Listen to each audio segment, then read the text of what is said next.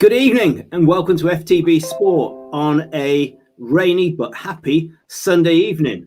The day after the Lord Mayor's show, I think the expression is. This is FTB Sport, so absolutely like us, join us on Facebook, come and join the banter, share us, bring along mates, which is good. First of all, we have some great guests. We have Amondi in a pub in Brighton. He's on mute, but he's going to be live and with us. We have Foxy, Mr. Tony there, who's somewhere in the back room working. He might come in play, but we have absolutely got Gunner King and Canner's going to come on to the and talk to us a little bit later. But first, if you're sitting comfortably, I want to read to you a little bit from this morning's newspapers, yeah, if that's okay. Firstly, bear with me. I want to read from the Graham Souness column this morning, and I will start.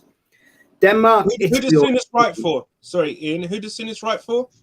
Sunday Times. Okay. Sunday Times. Denmark, Italy, or Spain may look at England and fancy their chances against them in the Final Four. They maybe watched them last night and thought they could outpass them or take them on in a physical contest in Denmark's case. Yet I'm not so sure that playing against Gareth Southgate's pragmatic side would be a particularly pleasant experience. They do all the basics right. Something that too many sides neglect these days. In the first half, they were still playing with a handbrake on, with two holding midfielders filling the spaces. But we have seen plenty of teams grind out and win major international tournaments before. So why can England not do so this week back at Wembley? That's Graham Souness. And lastly, and I felt this was really interesting, this is also from the Sunday Times. This is Rod Liddle. You know, he's a bit right wing from my view. He's a kind of thinking man's Jeremy Clarkson, but here you go. But actually, he's a Millwall fan as well. Let's not hold it against him. Really interesting. He said, but then this has not been a tournament about individual players. The most gilded, you know, the Ronaldos, the Mbappes of this world, have rather let us down. It's been a series of fascinating contests in which organisation and commitment have tended to trump individual flair. And his other comment is, this tournament may well become known as the final end of ticky-tacky football. Because this has proved hugely ineffective, it is no use having 85% of the possession if you do nothing with it. France and Portugal, both with wonderful, neat footballers, are out, while Spain almost came unstuck against Croatia. And Switzerland and Germany were fortunate to grab a draw against gallant Hungary. What we were reminded, had we ever forgotten, that there is another kind of football to be played. And this is, I think, the most powerful bit. And that it can be very successful, swift, direct, counter-attacking football, as epitomised by Switzerland against the French, Austria against Italy, Denmark against Russia, and so on. The best exponents so far have been the Czechs, especially when they brutally won over Scotland. I felt those two articles were really interesting, about organisation over flair, about swift attacks over ticky-tacky football. I thought they were kind of interesting. So, chaps, without any further ado, let's start with Amondi. So get ready to hit that mute button. What did you think of the game last night? Very happy about the game. Just want to say I'm not getting any credit for being the ghostwriter for these two columns, but yeah, it was me. I do agree. I'm saying that because I totally agree with what they were saying there. I think football evolves, and this is what we're seeing now. When Tiki-Taka came in, everyone thought, my gosh, it's going to last forever. But obviously, sides learn to counter that. As for the game yesterday, totally agree with what Graham Souness said.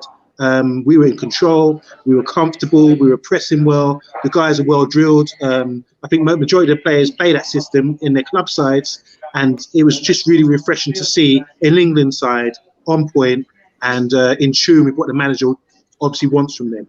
So it was a great performance, and onwards and upwards. I'm almost lost my voice from talking about the England game and chatting with friends, and I'm in the pub today, you know, talking about it as well. But yeah, absolutely brilliant, and the morale all around the country right now is just top draw. So big up England, great performance, and I just think, yeah, no fear anymore. We've got the monkey off our back with Germany, so no fear. Let's go and get them.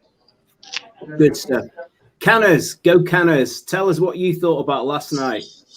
I actually agree with quite a lot of what you're saying about you know, the tiki-taka football, you know, kind of going, and the whole thing about teams being that bit more pragmatic. Now, the one thing I will say is that I've noticed something. Now, we're playing with two defensive midfielders, right? The last time a team, I think, played with two defensive midfielders as in your midfield and won a tournament. I'm trying to think now, and I think it was Brazil '94 when they had Mara Silva and Dunga. Oh gosh, yeah. Right. I think they've kind of like gone back to that when they've got, although they still had that Brazil team still had kind of a little bit of flair going forward, and we seem to have that as well in the sense that we've got Sancho, we've got Sterling.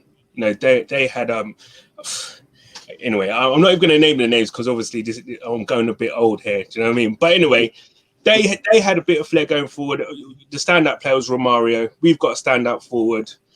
I hate saying it, Harry Kane, but but do you know what I mean? But Sterling is for me right now is absolutely smashing it. Sancho now has showed the people why there's so much hype for him, and the thing is that we don't look like we're in trouble. We don't really, and all this stuff going on before about play this player, play that player. Listen, Southgate learned a lot back in 2018, right? In that World Cup, he knows his squad, and the major thing what I find about these Euro champs, right? And I think what's going forward, the squad with the most harmony is going forward. You look at this England squad, the togetherness they have. Italy as well. You can see Italy. Those guys love each other. They love playing for the coach. They love playing with each other. Look how they're playing. They're the most relaxed team. The French have gone like the Netherlands of the past. There's infighting. That team should actually be in a competition still on paper. But there's so much infighting. I don't know if you guys saw that there's something about Pogba and Pavard, whatever. So the thing is, there's so much infighting, and the team. Hungary shouldn't have done anything in this tournament, right? On paper, I don't know any of their players, but the trouble they gave all three of those teams that should have be in the semi-finals, right? Germany, France, and Portugal. It just shows that team was together. If a team's together, they're going far. Denmark together, they've come together because of Eriksen. Yeah. Look at Denmark now, and I just feel that this England team, they've learned from the past mistakes from especially from 2018. Southgate's do very well with ignoring all the media hype and just going with it.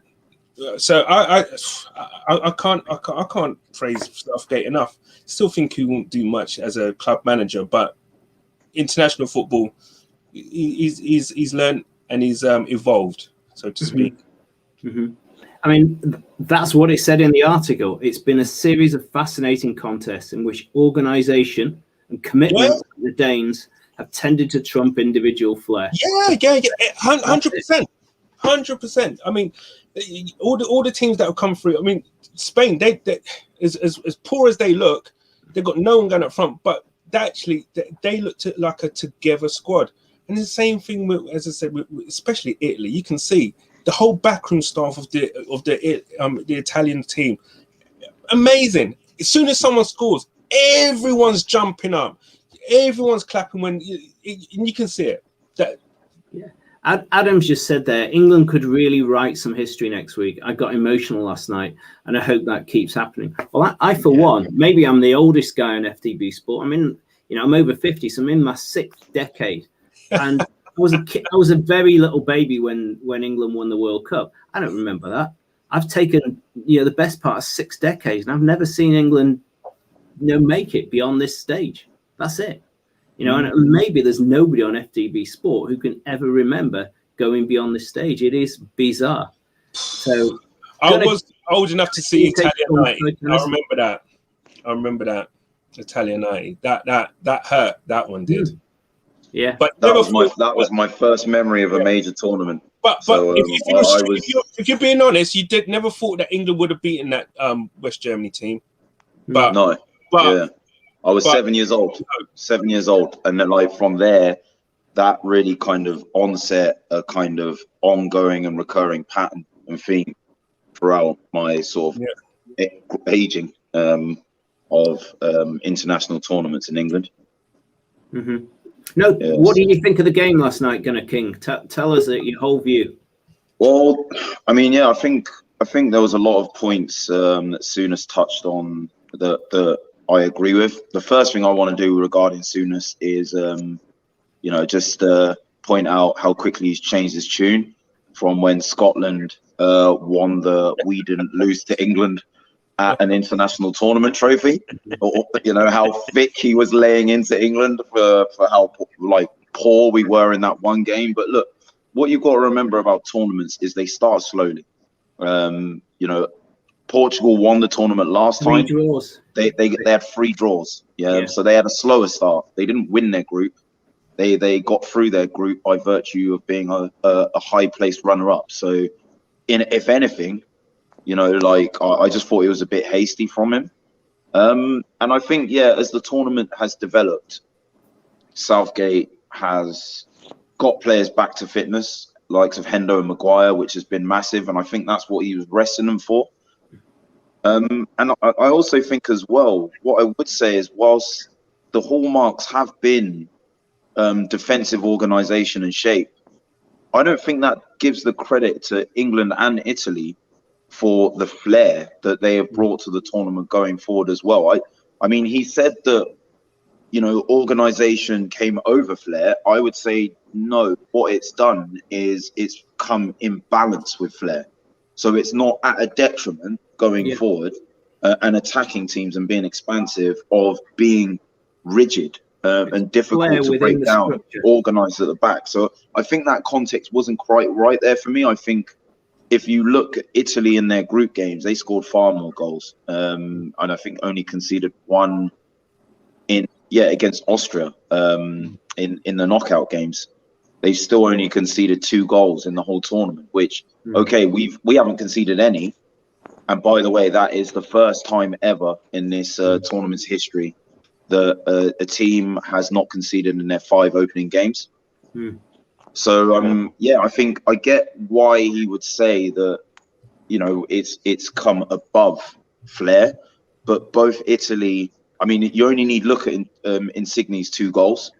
That was the hallmark of flair, and I think yesterday was our opportunity to show that going forward, once we have confidence, once we have a few of our players back and our heads, sort of a bit higher, I think, we took a lot of confidence from the Germany game, from not conceding in the group.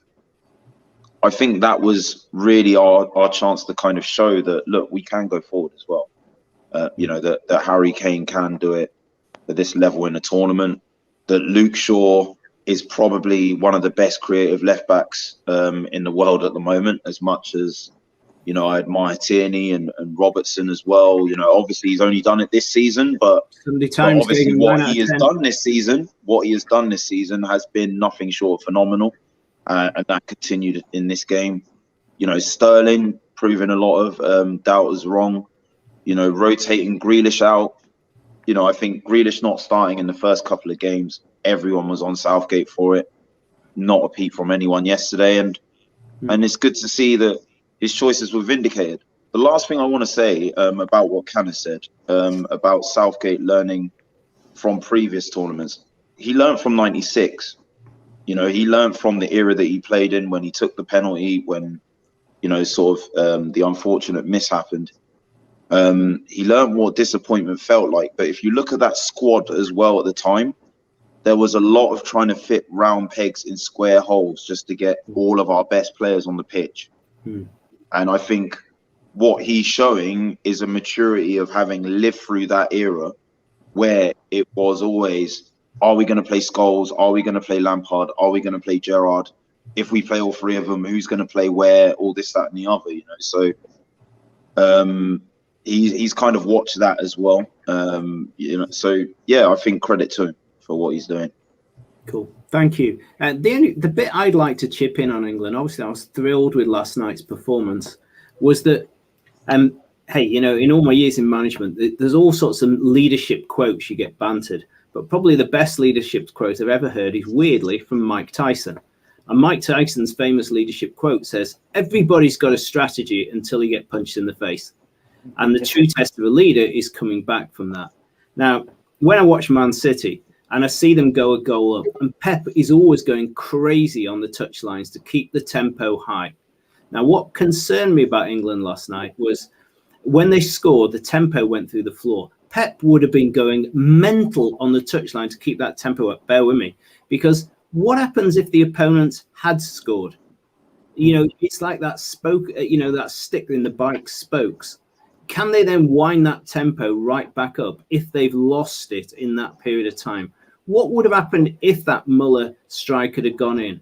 Could we have got their tempo back up to when we took the lead? That's the only question mark I have on it. The only bit that worried me was that drop of tempo, because we all know that once you've dropped it, if the opponent score, it's bloody hard to crank that back up.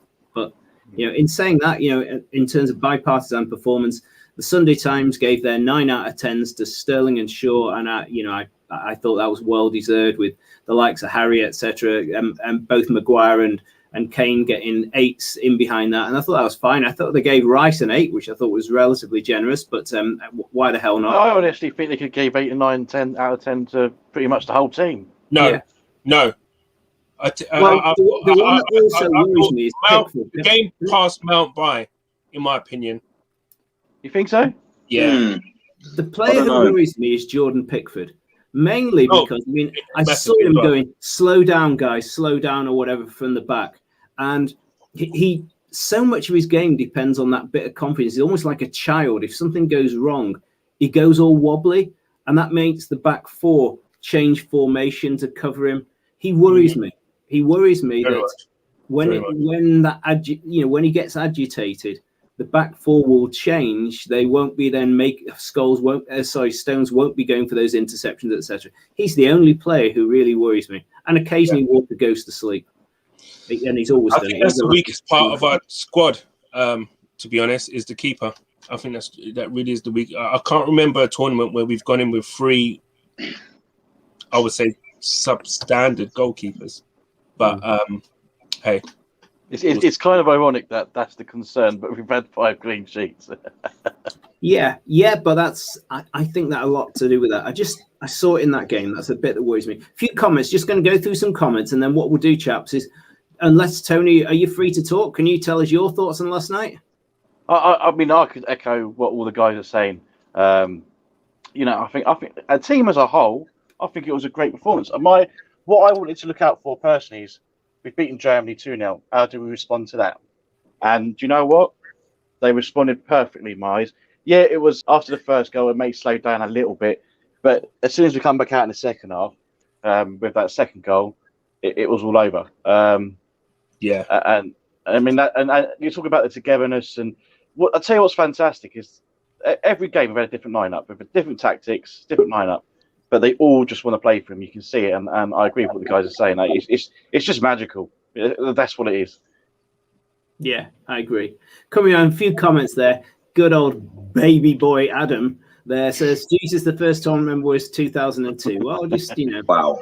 Whatever. It takes all sorts of blend to make a family. Yeah, you ageist bastard. Big up everyone, says Anthony. What are we getting there? Hello, guys. OS here. Not sure if England have the style to control the midfield and control the game and keep the tempo like Pep does. Yeah, maybe that's not. Maybe that's true. Maybe that's true. But somehow they have to keep that going. If they're capable of doing it for 20, what they were good at was as good as City at was pressing the ball. City and Liverpool, I think. Sorry, chaps, are probably the exponents of that. Can I just? Yeah. I want to, as much as I'm on the crest of that wave, okay, with everyone, right? However, what I want to say is that they've played the best team they've played is a declining Germany, right? And I'm just thinking, coming up against a tactically aware coach and team, like I know Spain haven't been great. either Spain or Italy, our midfield might get found out. That's my one worry. That's my, and then the back four are exposed. That's my one worry. Should we be adding Henderson's experience for Phillips' drive, swapping the two out at the later stage of the tournament? I don't know. Don't change it. I wouldn't change it. You can't. Yeah, you can't. It's a tough one. But I mean, I going into Denmark, keep things as is. With those two, I guess you'd have to keep it for the final. But it'll be interesting to see how either Spain or Italy deal or try and counter the way our midfield is. It'll be very interesting. Very interesting. Mike's made a point. He says 3 solid keepers. When Pickford has been called upon, he's kept the ball out there. And I'm not arguing he hasn't kept the ball out of the net, but what I'm talking about is supporting the defenders as a 2021 goalkeeper should do, moving the ball quickly out of his hands to get that momentum going, encouraging those defenders, communicating really well. He is a shot stopper. David De Gea is a shot stopper. So is Lloris, but I wouldn't have him at City. Anyway, sorry. Jem says 4-0 up and must be Pickford. Oxford looks like we're 4 down, and there are moments he should be catching the ball, not punching it away. Yeah, I know which one he's talking about. Yeah, I'm with Jem on this one. He has to give more confidence to the defenders. He has to move the ball quickly, and he has to open his gob when he communicates, not when he's cacking his pants. So that was highlighted. I think he's had a good tournament. So I think that was highlighted in the first half with Kyle Walker and Pickford. When they nearly went through in the first half. So yeah, that was kind of like there's that little bit in position there where Walker thought that Pickford was going to come for it, but Pickford stayed on his line. So there's always with Pickford, it's that air of I don't know what he's going to do next kind of thing. Canners, keep talking. Tell us about Wednesday night, 8:00, Denmark. What's your thoughts? Do you know what? I as the tournament's gone on, Denmark have been getting better and better, right? And you can't take these guys lightly. They're very methodical in the way they play. They're actually very skillful as well. So we've got to be careful. They do work hard. Their flair is backed up by their actual work ethic as well. I can't see them lose. I can't see us losing to Denmark, but I can see it going to extra time. But we still would come out on top. It's just going to be. It's going to be a semi. A lot of our players have not been there. A lot of their players haven't been there, so there's going to be a lot of nerves. So I think we'll get through, but it will be tight, very tight. Don't do it to me. Thank you. Good evening, Mohammed. How are you, sir? Hello, Ian. How are you? Hi, everyone. Hello, Chris. Thank you. Hello to Mohammed. Hello. Hello. Yeah. Sorry, Yeah, I'm familiar with some of the guys here. Ian, Chris, Omondi, and Canners. I'm Canners. hello. Carlos, how are you? Good, yeah? I'm good. Yourself? Mohammed, talk to us. I'm good, yeah. What were your thoughts about the game, strengths and weaknesses, and how do you view Wednesday night? I believe they will win against Denmark. I have a quite good feeling, yeah? And the reason I'm saying is, I'm just, my daughter, oh my goodness. Oh, I tell you what, in that case, let's flick back, chill out for a minute. We'll go back to Gunnar King. Oh, sorry. Pause for a moment. Gunnar King, go for us. Tell us about Wednesday night. It's going to be tough. I think I'm going to say exactly what I said about the Ukraine game. Obviously, we blew Ukraine out of the park. I think the win against Germany, I didn't want us to go into the game against Ukraine with the mindset of the game's already won. I think that's what knocked France out, if I'm being honest. I think, the group of death, that's the reason why they're all dead, as far as this tournament's concerned. They've gone into games thinking they can beat people just by turning up. And I think that was a good thing to see against Ukraine yesterday. Like, we did turn up, and even during the difficult 20-30 minute spell from after we scored, where like you said, the tempo dropped slightly, we then showed character to take it up another notch going into the second half. So I think we need to carry that on as well, to be honest. I think Denmark, you know, Poulsen, Braithwaite and Mæhle look especially dangerous. They've got some dangerous players. They can play good football.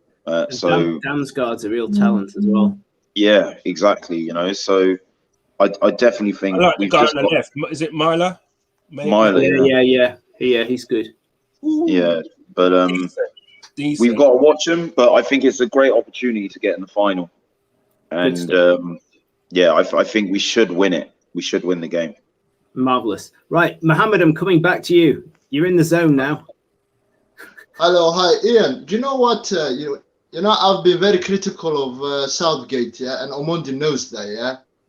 And I have to be honest, yeah. After the German game, yeah, I was very critical of Southgate for the last 3 years, and I have to say, for the last 2 weeks, I can see the team spirit is absolutely like, especially after the German game. I start thinking maybe this might be the generation that is going to deliver. Yeah, what I couldn't believe is that, you know, England had that generation of the Gerrards, the Scholes, John Terry, and I always had this belief that they will the ones to deliver.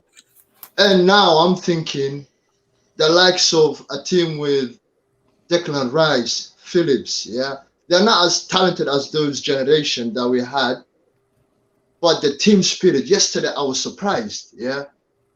The chemistry in the team. There is no the ego. Do you know the French team? I looked at the French team, yeah. There was no chemistry, yeah. You can see they were basically individuals on the pitch, yeah. But the English team, when I look at them right now, they're not even conceding a goal. They played what? How many games now? Five. How many games? Five. They haven't conceded one goal. If someone said me to the beginning of the Euros, England won't concede a goal, yeah, I wouldn't believe. Yeah. And you know what? The other thing, Ian, was, yeah, I was also a bit critical of Pickford, the combination of Pickford, Stones, and Maguire. Yeah. You know, the international football, yeah, you have only 7 games. 7 games, yeah. If you are not spot on, if you're not focused, that's it. You're just gonna go home. Yeah, and basically you can't make any mistake. Yeah, and now, chemistry. You know what? But there is also another thing. Yeah, I feel like things are going in our way. Yeah, when you look how Muller's missing that chance. Yeah, you look at the teams. There's no injury at all. Yeah, the teams look fit. But also, I have to say, playing at home also is an advantage, yeah. If you look at most of the teams, they have to travel, they have to playing all those 3 games, group stage games, yeah, in front of Wembley, yeah, in front of the English fans. I think somehow it was an advantage for England, yeah. And the other thing also that I would say is also in our favor is when I saw the draw, I was like, my goodness, all we had, it was Germany and England. Yeah. Open up. Sorry, Germany, England, and Holland. Yeah. I wasn't convinced about Holland because when I look at the group, they okay, yes, they qualified. But when I look at the group with Austria, I wasn't convinced about the Dutch team. Yeah. And now I'm hearing people saying, oh, Germany is in decline. I wouldn't say that. Yeah. They are. I wouldn't say that. Yeah. I believe that was in a good German team. Yeah. I think the German team is good, but I think the manager it's more the manager than the players that has them in their current state. I think Hansi is going to take some of those same players, bring in a few younger ones, and completely change. Yeah, he's a better manager. I'm coming back to on Monday, so you can hit your unmute button, sir. Wednesday night, 8 o'clock, showtime. What do you think? Yeah, looking forward to it. Just to back up what Trevor was saying about thing. When I look at the games, I think, well, what have Denmark got? All right, are they going to get in behind us? No. Are they going to play through us if we just sit there?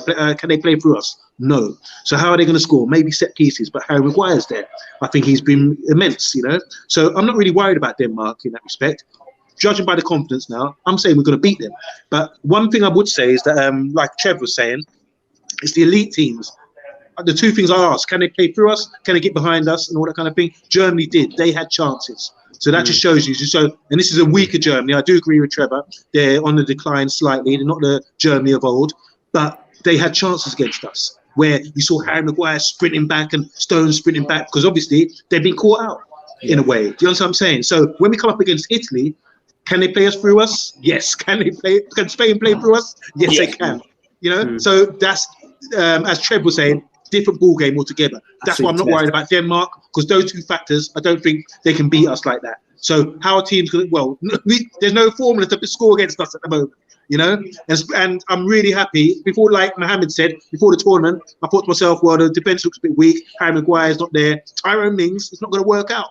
But as a unit, defence starts from the back, as we saw yesterday. Mason Mount was it against Germany or Mason Mount? I remember he came back into defence. He had two charged down the ball twice and worked hard. You know, so it starts from the front really. So I think no worries about Denmark. Let's go there, enjoy it, and I'm not even thinking like extra time. Let's give them some licks and go to the final with confidence. But as I repeat, two factors. When we look at every single game, we're all experienced now. We've seen every single team play. I'm not worried about Denmark. They're not going to beat us like that. Italy, can they get in behind us? Can they play through us? And the answer to both of that is yes. So I get like we're against Germany, we had our hearts in our mouths, and I imagine that will happen again in the final. So let's talk about the final because that's where we're going next. Good. You know what? We're forgetting one person to thank. Go on, Canis. I'm just saying we're forgetting one person to thank in all of this. How we've got here. You know, the whole journey from just before 2018 and now. Sam Allardyce getting himself sacked. That's true. I saw a tweet earlier that was praising the investigative journalist that cracked that it's all story. down to him. The real England hero, yeah, you're absolutely right. I've got a few comments here. Toby's writing, and he says Walker is the weakest link. Too many dodgy moments. And I'm a Man City fan, and yes, he does have a bit of a brace freeze and go dodgy. He needs a strong goalkeeper behind him, like he's got at City. He's a bit simple in the head, but he's a fantastic athlete. And if the goalkeeper shouts at him and gives him the right direction, he will respond. And that's all I'd say in his defence. You're right, Toby. I kind of agree. But that week, Toby's a United fan, by the way. That's my mate. But I wouldn't say his bias is coming into this. I'm a City fan, and he can make mistakes if he hasn't got a commanding goalkeeper behind him. But the guy, there's some of those runs that when he races past people, and also front and back, Walker is capable of winning the final for us, and also tracking back and saving us at a critical moment. I would say that. He's just got to have a goalkeeper who is more commanding behind him. A few more comments.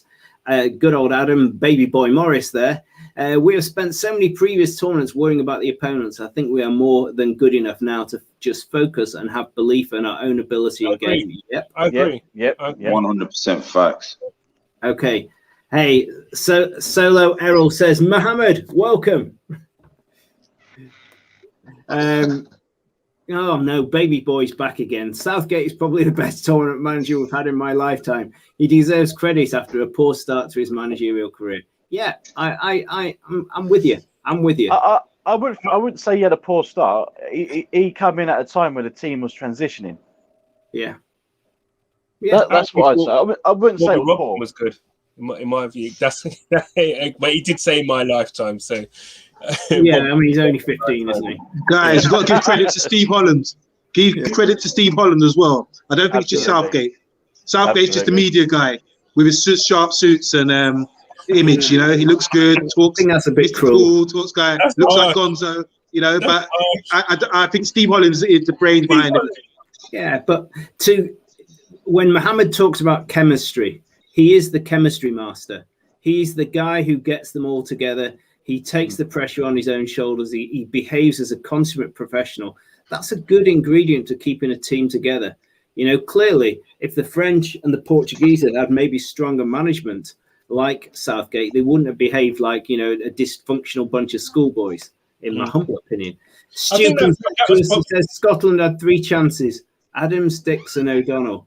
Wiener, Havertz and Muller. Chill your chat. Fair on you. We're coming. It's coming home. That's all I'll say. Stuart's coming home. Oh, he's back. Yeah, I just agree with him. I think they have a good left back. Stuart, man, you must not have seen. I'm somewhat of a master of turning people's salty comments into memes. He's not Scottish, making them famous. Go on. You know, Tony. I hope you're getting that. Yeah. Yeah. I'm there. Yeah. Oh, right, okay. Oh, wow. Yeah. I think, is he the son of Graham Souness by any chance, do you reckon, yeah? Ali McCoy's illegitimate child. I think so. Adam loves our banter, but Adam Baby Boy Morris is back again. And James, it's coming home. P.S. Fuck the Scots. Oh, here we go. Guys. That's harsh. Let's look at parting thoughts. Parting thoughts. Back to Amondi in Brighton for parting thoughts. Yeah, it's been a wonderful show. Nice to see Mohammed on. Like to see you again soon, Mohammed. Let's go. Yeah, let's keep it going, guys, because I'm so excited about the England team now. I think we're solid, and I'm going to big up Harry Maguire. You know me, Harry Maguire, without him, we won't be doing much. He's been a leader of men, best player in Europe at centre-back at the moment, and probably one of the best centre-backs in the world, and I'm saying it with my chest, you know? Yeah. So, and there's been so many players that represented. I keep saying this, it's on terrestrial TV. There's millions and millions and millions watching. Represent. These guys have got opportunity to stand up, represent, get their OBEs, MBEs, SIRs, all that kind of thing, because it's a great opportunity. Seize the day and take advantage of this great golden window we got here before we get into another lockdown. That's it. Seize the day. Carpe diem. Carpe diem. Seize the day. Tony, Foxy, talk to us behind the black screen there. Last thoughts for Wednesday night, sir.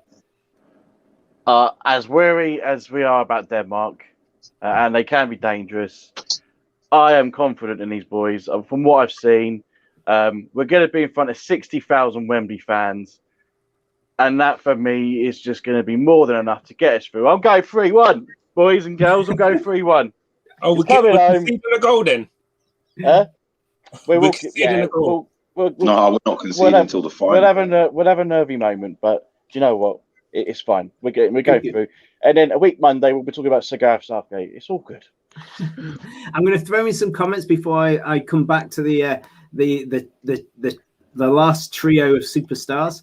Gemma out there, I think Southgate sets us up differently for group stages. A bit more reserved. We were all frustrated by team selection and tactics, so I'm hoping knockouts will continue to play more attacking football. That's right. That's exactly what we read at the very, very beginning, which we've got to hit them lightning strikes. Ticky-tacky football is not enough. It will just about get us through the group stages, but no more. James is having a bit of a laugh with us. It's a coming home. Come on, Denmark, another Viking invasion. Just get on your bike. Get on your bike, Sonny Jim. Hey, you. Baby boys back. Fair play, guys. You kept me entertained for 45. Not bad for somewhere APs. Make sure you all subscribe. Oh, Lord. Oh, no. Jem's great point. Yep. I think we're all agreed we've got to have some lightning strikes in there.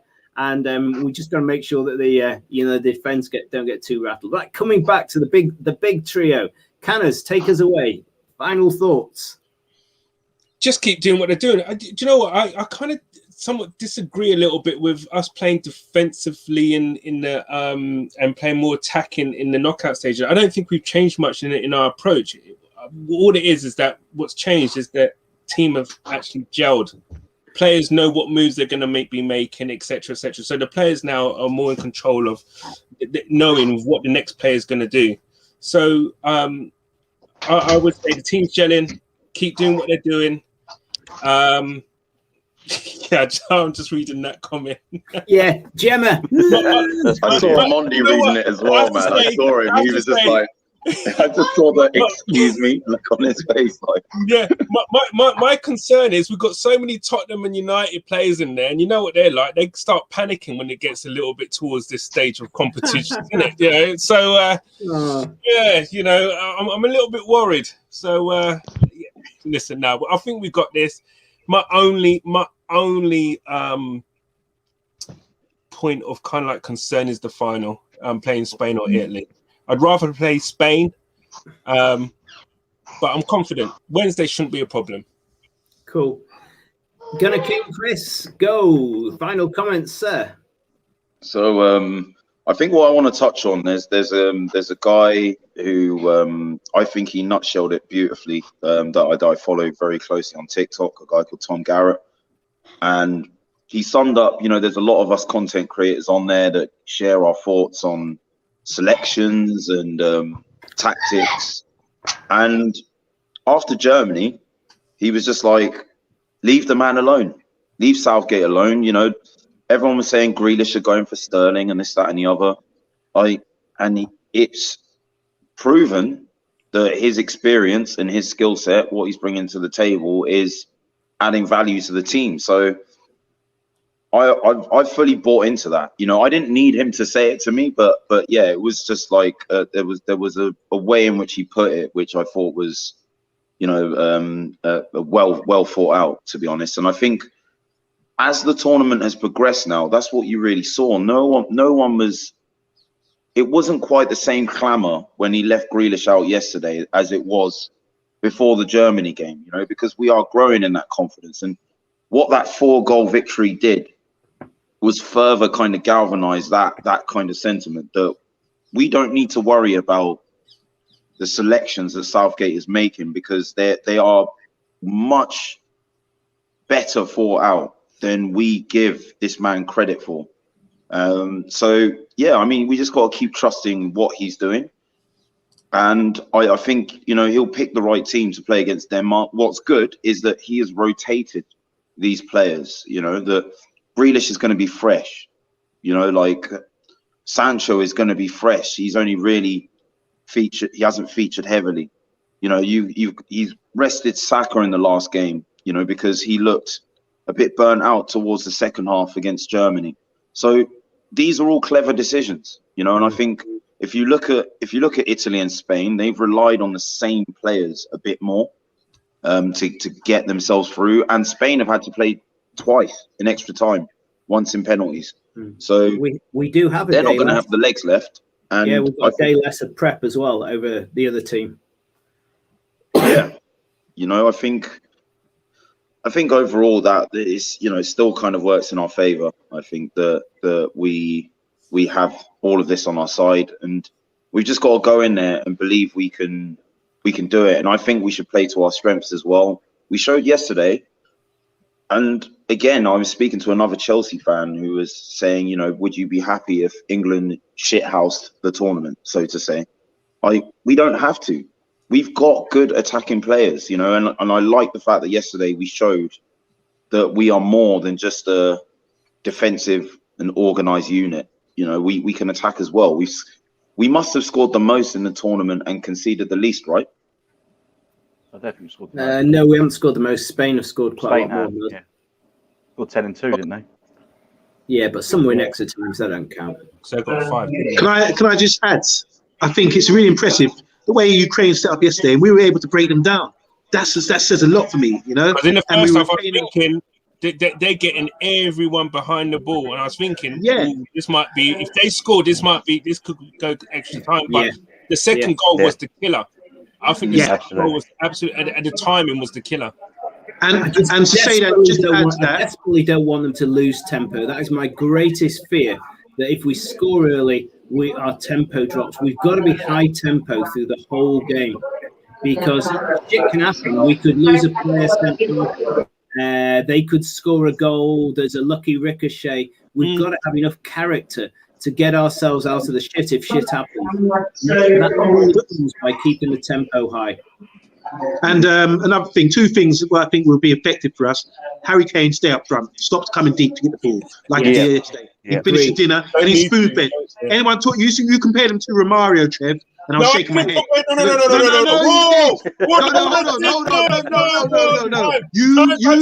Time. No. Whoa. I'm not having that on my name. Anything I'd say is